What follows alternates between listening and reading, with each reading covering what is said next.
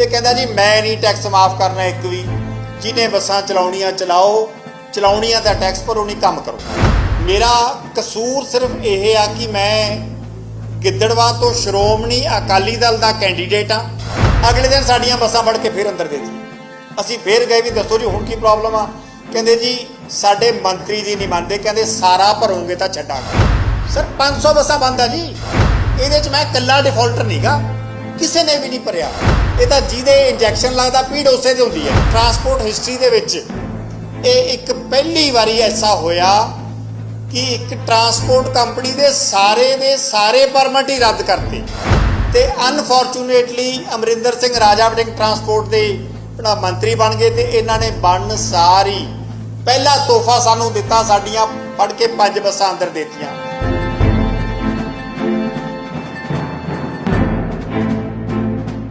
मैं 2 ट्रांसपोर्टां दा मालक हाँ जी, न्यूदीप बस सर्विस ते न्यूदीप अपना मोटर्स, ये दोने ट्रांसपोर्टां दा मैं MD हाँ जी। ते नाल ही मैं गिद्दड़वे दा रहन वाला।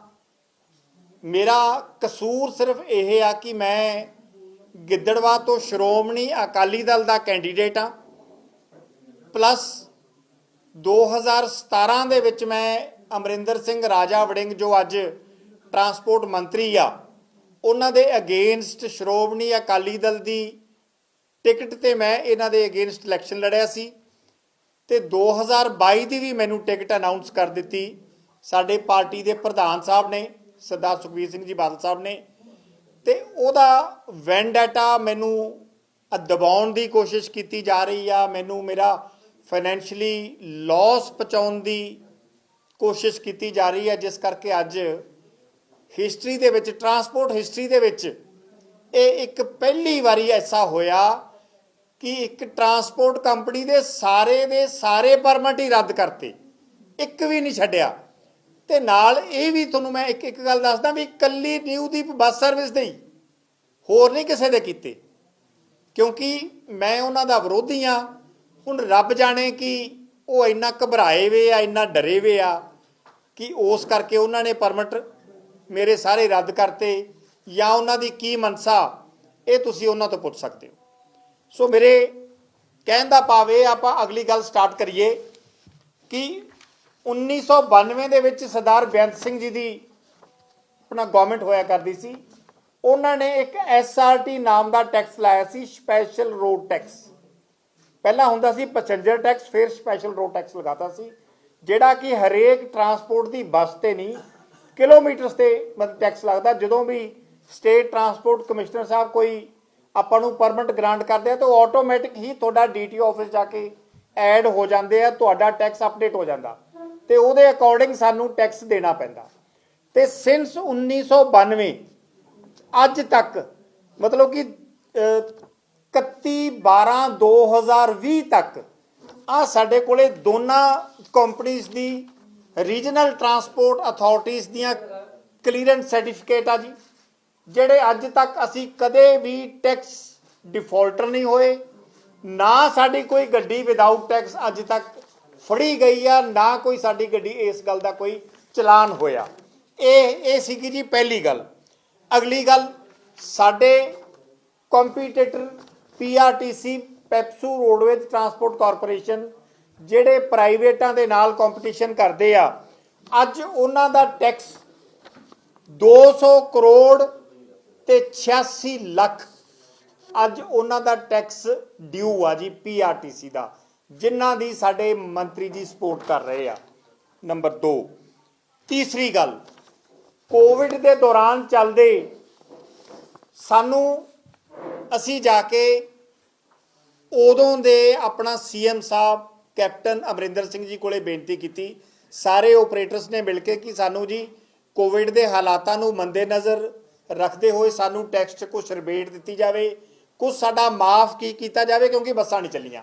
कैप्टन साहब ने बीबा जी रजिया सुल्ताना की ड्यूटी लाती, सरदार मनप्रीत सिंह बादल साहब विच इनवॉल्व होए, साडी मीटिंग हुई, सानू इस गल का भरोसा दिता गया कि तुहाडा टैक्स 31/12/2022 तक माफ़ हो जाऊगा, क्योंकि असी नाल लेडीज़ भी ट्रांसपोर्ट दे विच ਰੋਡਵੇ ਦੇ ਵਿੱਚ ਅਸੀਂ ਫ੍ਰੀ ਕਰਤੀਆਂ। ਇਸ ਕਰਕੇ ਸਾਨੂੰ ਪਤਾ ਤੁਹਾਨੂੰ ਲਾਸ ਬਹੁਤ ਹੋਇਆ। ਤੁਸੀਂ ਬੇਫਿਕਰ ਹੋ ਕੇ ਸਿਰਫ ਇੱਕ ਜਨਤਾ ਦੀ ਸੇਵਾ ਕਰੋ, ਟੈਕਸ ਦੀ ਤੁਹਾਨੂੰ ਚਿੰਤਾ ਕਰਨ ਦੀ ਲੋੜ ਨਹੀਂ। ਅਸੀਂ ਇਹ ਟੈਕਸ ਤੁਹਾਡਾ ਵੇਵ ਕਰ ਦਾਂਗੇ। ਉਸ ਤੋਂ ਉਪਰੰਤ ਅਸੀਂ ਬੇਫਿਕਰ ਹੋ ਕੇ ਘਾਟੇ 'ਚ ਰਹਿ ਕੇ ਵੀ 50% ਕਪੈਸਿਟੀ ਨਾਲ ਅਸੀਂ ਬੱਸਾਂ ਚਲਾਈਆਂ, ਕਿਉਂਕਿ ਅੱਜ ਤੱਕ ਵੀ, ਅੱਜ ਦੀ ਡੇਟ ਤੱਕ ਵੀ 50% ਕਪੈਸਿਟੀ ਸਾਨੂੰ ਅਲਾਊਡ ਆ। ਅਸੀਂ 100% ਅਗਰ ਕਪੈਸਿਟੀ ਲੈ ਕੇ ਜਾਂਦੇ ਹਾਂ ਤਾਂ ਉਹਦਾ ਸਾਡਾ ਚਲਾਨ ਹੁੰਦਾ। ਅਗਲੀ ਗੱਲ ਜੀ, ਇਹ ਐਸਾ ਇੱਕ ਭਾਣਾ ਵਾਪਰਿਆ ਕਿ ਕੈਪਟਨ ਸਾਹਿਬ ਉਤਰ ਗਏ, ਚੰਨੀ ਸਾਹਿਬ ਆਪਣੇ ਮੁੱਖ ਮੰਤਰੀ ਬਣ ਗਏ ਤੇ ਅਨਫੋਰਚੂਨੇਟਲੀ ਅਮਰਿੰਦਰ ਸਿੰਘ ਰਾਜਾ ਵੜਿੰਗ ਟਰਾਂਸਪੋਰਟ ਦੇ ਮੰਤਰੀ ਬਣ ਗਏ ਤੇ ਇਹਨਾਂ ਨੇ ਬਣਨ ਸਾਰੀ ਪਹਿਲਾ ਤੋਹਫਾ ਸਾਨੂੰ ਦਿੱਤਾ, ਸਾਡੀਆਂ ਫੜ ਕੇ 5 ਬੱਸਾਂ ਅੰਦਰ ਦੇਤੀਆਂ। ਆਰਟੀਏ ਸਾਹਿਬ ਨੂੰ ਅਸੀਂ ਇਹ ਪੁੱਛਿਆ ਵੀ ਕਾਹਦੇ 'ਚ ਦਿੱਤੀਆਂ ਜੀ? ਕਹਿੰਦੇ ਜੀ ਤੁਹਾਡਾ ਟੈਕਸ ਡਿਊ ਆ। ਅਸੀਂ ਫੇਰ ਆਰਟੀਏ ਸਾਹਿਬ ਕੋਲੇ ਗਏ, ਸਾਡੇ ਆਪਰੇਟਰ, ਮੈਂ ਤਾਂ ਕੀ ਜਾਣਾ ਸੀ, ਉਹਨਾਂ ਨੇ ਜਾ ਕੇ ਇਹਨਾਂ ਨੂੰ ਮਿਲੇ, ਆਪਣਾ ਮੰਤਰੀ ਜੀ ਨੂੰ, ਵੀ ਸਾਡੇ ਨਾਲ ਆਹ ਤੁਹਾਡੀ ਗਵਰਨਮੈਂਟ ਨੇ ਪ੍ਰੋਮਿਸ ਕੀਤਾ ਜੀ ਤੇ ਆਹ ਤੁਸੀਂ ਬੱਸਾਂ ਅੰਦਰ ਦੇਣ ਲੱਗ ਗਏ। ਇਹ ਕਹਿੰਦਾ ਜੀ ਮੈਂ ਨਹੀਂ ਟੈਕਸ ਮਾਫ ਕਰਨਾ ਇੱਕ ਵੀ, ਜਿਹਨੇ ਬੱਸਾਂ ਚਲਾਉਣੀਆਂ ਚਲਾਓ, ਚਲਾਉਣੀਆਂ ਤਾਂ ਟੈਕਸ ਭਰੋ, ਨਹੀਂ ਕੰਮ ਕਰੋ। ਚਲੋ ਜੀ, ਅਸੀਂ ਆਰਟੀਏ ਸਾਹਿਬ ਕੋਲੇ ਆਪੋ ਆਪਣੇ ਜਿਵੇਂ ਜਿਵੇਂ ਸੋਰਸਸ ਸੀ ਅਸੀਂ ਪਹੁੰਚੇ। ਆਰਟੀਏ ਸਾਹਿਬ ਕੋਲੇ ਬੇਨਤੀ ਕੀਤੀ ਵੀ ਚਲੋ ਠੀਕ ਆ ਜੀ, ਕੋਈ 2.5 ਕਰੋੜ ਦੇ ਕਰੀਬ ਸਾਡਾ ਟੈਕਸ ਬਣਦਾ ਸੀ। ਅਸੀਂ ਰਿਕੁਐਸਟ ਕੀਤੀ ਵੀ ਸਾਨੂੰ ਜੀ 4 ਇੰਸਟਾਲਮੈਂਟਸ ਬਣਾ ਦਿਓ, ਜਿਹੜੀਆਂ ਕਿ ਆਰਟੀਏ ਰੀਜਨਲ ਟਰਾਂਸਪੋਰਟ ਅਥਾਰਟੀ ਦੇ ਅੰਡਰ ਪਾਵਰ ਆਉਂਦੀਆਂ। 4 ਇੰਸਟਾਲਮੈਂਟਸ ਉਹ ਹਰ ਮਹੀਨੇ ਦੀ ਇੱਕ ਇੰਸਟਾਲਮੈਂਟ ਉਹ ਬਣਾ ਸਕਦੇ ਸੀ। ਅਸੀਂ ਉਹਨਾਂ ਕੋਲੇ ਬੇਨਤੀ ਕੀਤੀ, ਉਹਨਾਂ ਨੇ ਸਾਨੂੰ ਆਹ 4 ਇੰਸਟਾਲਮੈਂਟਸ ਦੋਨਾਂ ਕੰਪਨੀਆਂ ਦੀਆਂ ਬਣਾ ਕੇ ਦਿੱਤੀਆਂ। 4 ਉਹਦੀਆਂ ਤੇ ਕਹਿੰਦੇ ਜੀ ਪਹਿਲੀ ਇੰਸਟਾਲਮੈਂਟ ਤੁਸੀਂ ਭਰ ਦਿਓ ਤੇ ਤੁਹਾਡੀਆਂ ਬੱਸਾਂ ਸਾਰੀਆਂ ਛੱਡ ਦਾਂਗੇ। ਅਸੀਂ ਜੀ ਪਹਿਲੀ ਇੰਸਟਾਲਮੈਂਟ ਉਹਨਾਂ ਨੂੰ 60 ਲੱਖ ਰੁਪਏ ਦੇ ਕਰੀਬ ਬਣਦੀ ਸੀ, 60-65 ਦੇ ਕਰੀਬ, ਅਸੀਂ ਉਹ ਭਰਤੀ। ਆਰਟੀਏ ਸਾਹਿਬ ਨੇ ਸਾਡੀਆਂ ਬੱਸਾਂ ਰਿਲੀਜ਼ ਕਰਤੀਆਂ। ਆਰਟੀਏ ਫਰੀਦਕੋਟ ਦੀ ਗੱਲ ਕਰਦਾ ਮੈਂ। ਜਦੋਂ ਰਿਲੀਜ਼ ਕਰਤੀਆਂ, ਇਹਨਾਂ ਨੂੰ ਮੰਤਰੀ ਜੀ ਨੂੰ ਪਤਾ ਲੱਗ ਗਿਆ ਵੀ ਇਹਨੇ ਬੱਸਾਂ ਕਿਵੇਂ ਰਿਲੀਜ਼ ਕਰਤੀਆਂ। ਅਗਲੇ ਦਿਨ ਸਾਡੀਆਂ ਬੱਸਾਂ ਫੜ ਕੇ ਫਿਰ ਅੰਦਰ ਦੇਤੀਆਂ। ਅਸੀਂ ਫਿਰ ਗਏ ਵੀ ਦੱਸੋ ਜੀ ਹੁਣ ਕੀ ਪ੍ਰੋਬਲਮ ਆ? ਕਹਿੰਦੇ ਜੀ ਸਾਡੇ ਮੰਤਰੀ ਜੀ ਨਹੀਂ ਮੰਨਦੇ, ਕਹਿੰਦੇ ਸਾਰਾ ਭਰੋਗੇ ਤਾਂ ਛੱਡਾਂਗੇ। ਅਸੀਂ ਉਹਦਾ ਸਹਾਰਾ ਲੈ ਕੇ, ਕਿਉਂਕਿ ਇੰਨੇ ਪੈਸੇ ਕਿਸੇ ਕੋਲ ਵੀ ਨਹੀਂ ਹੁੰਦੇ ਐਟ ਏ ਟਾਈਮ, ਔਰ ਸੀ ਵੀ ਟਰਾਂਸਪੋਰਟ ਦਾ ਧੰਦਾ ਉਸ ਟਾਈਮ ਬੜਾ ਘਾਟੇ 'ਚ, ਕਿਉਂਕਿ ਸਾਰੇ ਕਾਲਜਸ ਬੰਦ ਸੀ, ਸਕੂਲਸ ਬੰਦ ਸੀ, ਸਾਰੀਆਂ ਕੋਰਟਸ ਬੰਦ ਸੀ, ਸਾਰੇ ਅਦਾਰੇ ਬੰਦ ਪਏ ਸੀ, ਔਰ ਦਿਨ ਵੀ ਸਿਰਫ 5 ਵਜੇ ਤੱਕ ਮਤਲਬ ਕਿ ਚੱਲਦਾ ਸੀ, 8-9 ਵਜੇ ਸਟਾਰਟ ਹੁੰਦਾ ਸੀ। ਇਸ ਕਰਕੇ ਟਰਾਂਸਪੋਰਟ ਦੇ ਵਿੱਚ ਇੰਨੀ ਵਾਇਬਿਲਿਟੀ ਨਹੀਂ ਸੀ। ਆਫਟਰ ਦੈਟ ਕੀ ਹੋਇਆ ਜੀ, ਅਸੀਂ ਕੋਰਟ ਦਾ ਸਹਾਰਾ ਲਿਆ, ਹਾਈ ਕੋਰਟ ਦਾ। ਉਹਦੇ 'ਚ ਅਸੀਂ ਰਿਟ ਪਾਈ, ਹਾਈ ਕੋਰਟ ਨੇ ਸਾਨੂੰ ਵਾਪਸ ਭੇਜਤਾ ਕਿ ਮੈਂ ਤੁਹਾਡਾ ਇਹ ਫੈਸਲਾ ਨਹੀਂ ਕਰਨਾ, ਤੁਸੀਂ ਆਪਦੀ ਐਪੀਲੇਟ ਟ੍ਰਿਬਿਊਨਲ ਦੇ ਜਾਓ ਜਿਹੜੇ ਕਿ ਤੁਹਾਡੇ ਐਸਟੀਸੀ ਬਣਦੇ ਆ। ਅਸੀਂ ਐਸਟੀਸੀ ਸਾਹਿਬ ਕੋਲੇ ਅਪੀਲ ਪਾਤੀ। ਇਸ ਕਾਰਵਾਈ ਤੋਂ ਬਾਅਦ ਇਹ ਸਾਨੂੰ, ਜਦੋਂ ਅਪੀਲ ਪਾਈ, ਇਹ ਸਾਨੂੰ ਆਪਣਾ ਆਰਟੀਏ ਦਾ ਆਰਡਰ ਆਇਆ ਵੀ ਮੈਂ ਤੁਹਾਡੀਆਂ ਜਿਹੜੀਆਂ ਇੰਸਟਾਲਮੈਂਟਸ ਬਣਾਈਆਂ ਸੀ ਉਹ ਮੈਂ ਕੈਂਸਲ ਕਰਦਾ। ਜਦੋਂ ਅਸੀਂ ਹਾਈ ਕੋਰਟ ਦੇ ਇਹ ਸਾਡੇ ਕੋਲੇ ਹੁਕਮ ਆਏ, ਇਹਨਾਂ ਹੁਕਮਾਂ ਦੇ ਚੱਲਦੇ ਅਸੀਂ ਐਸਟੀਸੀ ਸਾਹਿਬ ਕੋਲੇ, ਸਟੇਟ ਟਰਾਂਸਪੋਰਟ ਕਮਿਸ਼ਨਰ ਜੀ ਨੂੰ ਕਹਿੰਦੇ ਆ, ਉਹਨਾਂ ਕੋਲੇ ਅਸੀਂ ਅਪੀਲ ਪਾਤੀ। ਆਹ ਸਾਡੀ ਐਡੀ ਵੱਡੀ ਅਪੀਲ ਸਟੇਟ ਟਰਾਂਸਪੋਰਟ ਕਮਿਸ਼ਨਰ ਜੀ ਕੋਲੇ ਅੱਜ ਪੈਂਡਿੰਗ ਪਈ ਆ। ਜਿਹੜਾ ਉਹਨਾਂ ਨੇ ਇਹ ਫੈਸਲਾ ਕਰਨਾ, ਆਹ ਸਾਡੇ ਉਹਨਾਂ ਦੇ ਡਾਇਰੀ ਨੰਬਰ ਸਾਡੇ ਕੋਲੇ ਪਏ ਆ, ਜਿਹੜੇ ਐਸਟੀਸੀ ਸਾਹਿਬ ਨੇ ਸਾਨੂੰ ਲਾ ਕੇ ਦਿੱਤੇ। ਤੇ ਇਹ ਦੋਨੇ ਅਪੀਲਾਂ ਐਸਟੀਸੀ ਸਾਹਿਬ ਕੋਲੇ ਸਾਡੀਆਂ ਪੈਂਡਿੰਗ ਪਈਆਂ। ਅਸੀਂ ਤਾਂ ਵੇਟ ਕਰ ਰਹੇ ਸੀ ਵੀ ਸਾਨੂੰ ਡੇਟ ਮਿਲੂਗੀ, ਅਸੀਂ ਆਪਦੀ ਆਰਗੂਮੈਂਟ ਕਰਾਂਗੇ, ਸਾਨੂੰ ਰਿਲੀਫ ਮਿਲਦੀ ਆ ਨਹੀਂ ਮਿਲਦੀ। ਇਨ ਦਾ ਮੀਨ ਟਾਈਮ ਅਸੀਂ ਕੋਈ ਆਪਦੇ ਪੈਸੇ ਧੇਲੀ ਦਾ ਇੰਤਜ਼ਾਮ ਕਰਕੇ ਕੋਈ ਟੈਕਸ ਭਰਨ ਵੱਲ ਨਹੀਂ ਜਾਵਾਂਗੇ। ਔਰ ਅਸੀਂ ਐਫੀਡੇਵਿਟ ਵੀ ਦਿੱਤਾ ਹੋਇਆ ਵੀ ਅਸੀਂ ਗਵਰਨਮੈਂਟ ਦੇ ਟੈਕਸ ਤੋਂ ਕਦੇ ਭੱਜਦੇ ਨਹੀਂ, ਅਸੀਂ ਟੈਕਸ ਭਰਾਂਗੇ। ਇਨ ਦਾ ਮੀਨ ਟਾਈਮ ਇਹ ਤਾਂ ਹਜੇ ਅਪੀਲਾਂ ਤਾਂ ਸਾਡੀਆਂ ਸੰਨੇ ਰਹਿ ਗਈਆਂ। ਤੇ ਫਰਾਈਡੇ ਵਾਲੇ ਦਿਨ ਸਾਨੂੰ ਇੱਕ ਆਹ ਆਰਡਰ ਮਿਲ ਗਿਆ ਕਿ ਤੁਹਾਨੂੰ ਟੈਕਸ ਡਿਫਾਲਟਰ ਹੋਣ ਦੇ ਨਾਤੇ ਤੁਹਾਡੇ ਦੋਨਾਂ ਕੰਪਨੀਆਂ ਦੇ, ਆਹ ਮੇਰੀ ਨਿਊਦੀਪ ਬੱਸ ਸਰਵਿਸ ਆ ਜੀ, 500 ਬੱਸ ਅਗਰ ਤੁਸੀਂ ਫੜ ਕੇ ਅੰਦਰ ਦੇ ਦਿਓਗੇ ਜੀ, 500 ਬੱਸ ਅਗਰ ਅੰਦਰ ਹੋ ਜੂਗੀ, ਇੱਕ ਬੱਸ ਅਗਰ 10,000 ਰੁਪਇਆ ਵੀ ਆਪਣਾ ਰੋਜ਼ ਦਾ ਕਮਾ ਕੇ ਲੈ ਕੇ ਆਉਂਦੀ ਆ, ਤੇ ਸਰ ਰੋਜ਼ ਦਾ ਕਿੰਨੇ ਪੈਸੇ ਬਣ ਗਏ ਜੀ? 50 ਲੱਖ ਰੁਪਇਆ ਬਣ ਗਿਆ। ਰੋਜ਼ ਦਾ 50 ਲੱਖ ਰੁਪਇਆ ਬਣ ਗਿਆ ਸਰ। 500 ਬੱਸਾਂ ਬੰਦ ਆ ਜੀ, 500 ਬੱਸਾਂ ਬੰਦ ਆ। ਤੁਸੀਂ ਅੱਜ ਸਰ ਇੱਕ ਮਿੰਟ ਸਰ 500 ਬੱਸਾਂ ਤੁਸੀਂ ਅੱਜ ਰਿਲੀਜ਼ ਕਰ ਦਿਓ, ਇਹਨਾਂ ਦਾ ਰੈਵਨਿਊ ਉੱਥੇ ਵੇਰਾ ਜੂਗਾ। ਇਹਨਾਂ ਨੇ ਕੀ ਇੱਕ ਟੈਕਟ ਖੇਡਿਆ ਹੋਇਆ। ਮੈਂ ਤੁਹਾਡੇ ਮਾਧਿਅਮ ਜ਼ਰੀਏ ਸਾਰੇ ਪੰਜਾਬ ਨੂੰ ਦੱਸਣਾ ਚਾਹਣਾ, ਤੁਹਾਨੂੰ ਵੀ ਨਹੀਂ ਇਸ ਗੱਲ ਦਾ ਸ਼ਾਇਦ ਪਤਾ ਹੋਣਾ, ਜਿਵੇਂ ਮੇਰੀ ਭੈਣ ਬੈਠੇ ਆ, ਤੁਹਾਨੂੰ ਐਜ਼ ਲੇਡੀਜ਼ ਨਾਟ ਐਜ਼ ਪ੍ਰੈਸ ਰਿਪੋਰਟਰ ਤੁਹਾਨੂੰ ਫ੍ਰੀ ਆਫ ਕਾਸਟ ਜਾਣਾ ਅਲਾਉਡ ਆ ਜੀ। ਤੁਸੀਂ ਥਰੂ ਆਊਟ ਪੰਜਾਬ ਤੁਸੀਂ ਕਿਤੇ ਵੀ ਜਾ ਸਕਦੇ ਹੋ। ਨੋ, ਓਨਲੀ ਸਰਕਾਰੀ। ਮੈਂ ਐਜ਼ ਲੇਡੀ ਗੱਲ ਕਰ ਰਿਹਾ, ਨਾਟ ਐਜ਼ ਪ੍ਰੈਸ ਰਿਪੋਰਟਰ। ਤੁਸੀਂ ਆਪਦਾ ਆਧਾਰ ਕਾਰਡ ਇਕੱਲਾ ਦਿਖਾਉਣਾ ਜੀ।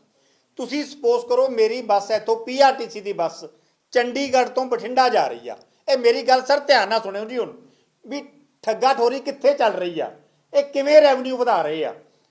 ਤੁਸੀਂ ਆਪਦਾ ਆਧਾਰ ਕਾਰਡ ਵਿਖਾਇਆ, ਕਨੈਕਟਰ ਨੇ ਤੁਹਾਡਾ ਆਧਾਰ ਕਾਰਡ ਭਰਿਆ, ਤੁਸੀਂ ਜਾ ਕੇ ਜੀ ਰਾਜਪੁਰੇ ਉਤਰ ਗਏ, ਆਫ ਫ੍ਰੀ ਆਫ ਕਾਸਟ ਤੁਸੀਂ ਉਤਰ ਗਏ। ਤੁਸੀਂ ਕੋਈ ਚੀਜ਼ ਨਹੀਂ ਦੇਖਣੀ, ਆਪਦਾ ਆਧਾਰ ਕਾਰਡ ਆਪਦਾ ਜੇਬ 'ਚ ਪਾਉਣਾ ਵੀ ਆਪਾਂ ਆਪਦਾ ਫ੍ਰੀ ਆ ਗਏ, ਮੇਰਾ ਕਿਰਾਇਆ ਨਹੀਂ ਲੱਗਣਾ। ਕੰਡਕਟਰ ਨੇ ਕੀ ਕਰਨਾ, ਆਧਾਰ ਕਾਰਡ ਦਾ ਨੰਬਰ ਲੈ ਕੇ ਟਿਕਟ ਉਹਨੇ ਸਿੱਧੀ ਬਠਿੰਡੇ ਦੀ ਕੱਟ ਦੇਣੀ ਆ। ਤੁਸੀਂ ਤਾਂ ਰਾਜਪੁਰੇ ਉਤਰ ਗਏ ਨਾ, ਟਿਕਟ ਜਾਣੀ ਆ ਸਿੱਧੀ ਬਠਿੰਡੇ, ਕਿਉਂਕਿ ਕੈਸ਼ ਤਾਂ ਕਿਸੇ ਨੇ ਜਮ੍ਹਾਂ ਹੀ ਨਹੀਂ ਕਰਾਉਣਾ ਜੀ, ਨਾ ਤੋਂ ਕੋਈ ਪੈਸਾ ਲਿਆ, ਨਾ ਤੁਹਾਨੂੰ ਕੋਈ ਵਾਪਸ ਕੀਤਾ। ਉਹਦਾ ਸਾਰੇ ਉਹਨਾਂ ਨੇ ਵੋਚਰ ਬਣਾ ਕੇ ਪੰਜਾਬ ਗਵਰਨਮੈਂਟ ਨੂੰ ਭੇਜ ਦੇਣਾ, ਔਰ ਉਹਦੀ ਇਨਕਮ ਆਟੋਮੈਟਿਕ ਹੀ ਵੱਧ ਗਈ।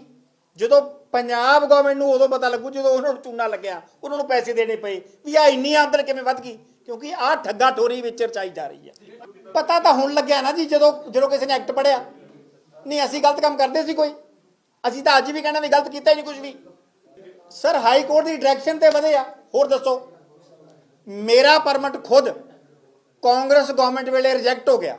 ਮੈਂ ਟ੍ਰਿਬਿਊਨਲ ਦੇ ਵਿੱਚ ਅਪੀਲ ਪਾਈ ਤੇ ਟ੍ਰਿਬਿਊਨਲ ਨੇ ਆਪਣਾ ਰਿਜੈਕਟ ਕਰਤਾ। ਮੈਂ ਹਾਈ ਕੋਰਟ 'ਚ ਅਪੀਲ ਪਾਤੀ, ਹਾਈ ਕੋਰਟ ਨੇ ਮੈਨੂੰ ਗ੍ਰਾਂਟ ਕਰਤਾ।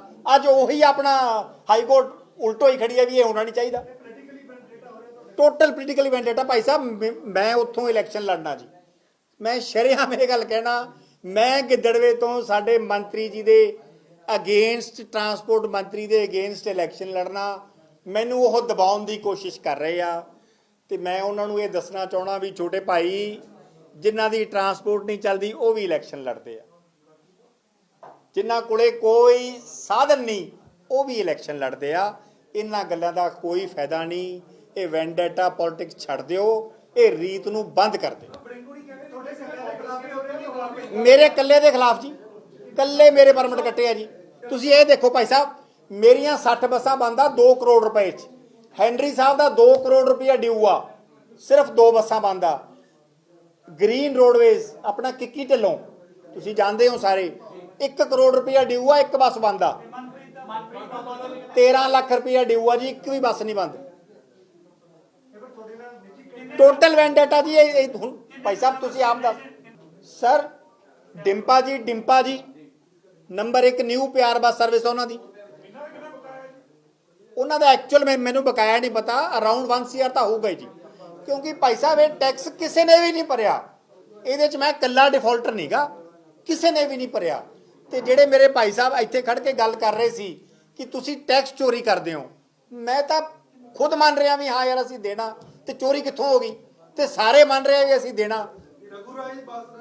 13 ਲੱਖ ਰੁਪਏ ਡਿਊ ਆ ਜੀ ਨਾ, ਇਹ ਤਾਂ ਉਹੀ ਦੱਸ ਸਕਦੇ ਆ ਜੀ। ਨਹੀਂ ਭਾਈ ਸਾਹਿਬ ਦੇਖੋ, ਮੈਂ ਨਹੀਂ ਕਹਿੰਦਾ ਵੀ ਕਾਂਗਰਸੀਆਂ ਨੇ ਜਾਣ ਕੇ ਨਹੀਂ ਭਰਿਆ, ਮੈਂ ਨਹੀਂ ਕਹਿੰਦਾ ਵੀ ਅਕਾਲੀਆਂ ਨੇ ਨਹੀਂ ਭਰਿਆ, ਇਹ ਨਹੀਂ। ਸਾਨੂੰ ਉਤਸ਼ਾਹਿਤ ਹੀ ਇਹਨਾਂ ਨੇ ਕੀਤਾ ਸੀ ਕਿ ਤੁਹਾਨੂੰ ਟੈਕਸ ਭਰਨ ਦੀ ਲੋੜ ਨਹੀਂ, ਅਸੀਂ ਤੁਹਾਡਾ ਮਾਫ ਕਰਾਂਗੇ। 1 ਸਾਲ ਦਾ ਜੀ, ਆਹੀ ਸਾਲ ਦਾ ਕਰੋਨਾ ਵਾਲਾ ਪੀਰੀਅਡ ਜੀ। ਅੱਛਾ ਤੁਹਾਨੂੰ ਇੱਕ ਗੱਲ ਮੈਂ ਹੋਰ ਦੱਸਦਾ ਜੀ, ਪਿਛਲੇ ਸਾਲ 10 ਸਾਲਾਂ ਦੇ ਦੌਰਾਨ ਮੈਂ ਆਪਦਾ 1 ਵੀ ਕਿਲੋਮੀਟਰ ਨਾ ਵਧਾਇਆ, ਨਾ ਕੋਈ ਨਵਾਂ ਲਿਆ। ਇਹ ਵੀ ਗੱਲ ਨਾਲ ਆ, ਮੇਰੇ ਕੋਲੇ ਉਦੋਂ ਸਾਰਾ ਪਹਿਲਾਂ ਦਾ ਹੀ ਫਲੀਟ ਆ ਜੀ, ਜਿੰਨਾ ਵੀ ਹੈਗਾ। 10 ਸਾਲਾਂ ਦੇ ਵਿੱਚ ਮੈਂ 1 ਕਿਲੋਮੀਟਰ ਵੀ ਨਹੀਂ ਵਧਾਇਆ।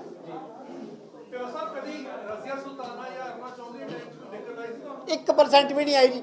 ਸਰ ਐਕਚੁਅਲੀ ਗੱਲ ਇਹ ਸੀ, ਦੇਖੋ ਕਿਸੇ ਨੇ ਵੀ ਕੋਈ ਟੈਕਸ ਕਦੇ ਤੋੜਿਆ ਹੀ ਨਹੀਂ ਸੀ, ਅਪ ਟੂ ਡੇਟ ਸੀ। ਟੈਕਸ ਤੋੜਨ ਦਾ ਸਿਰਫ ਕਾਰਨ ਬਣ ਗਿਆ ਜੀ ਕੋਵਿਡ।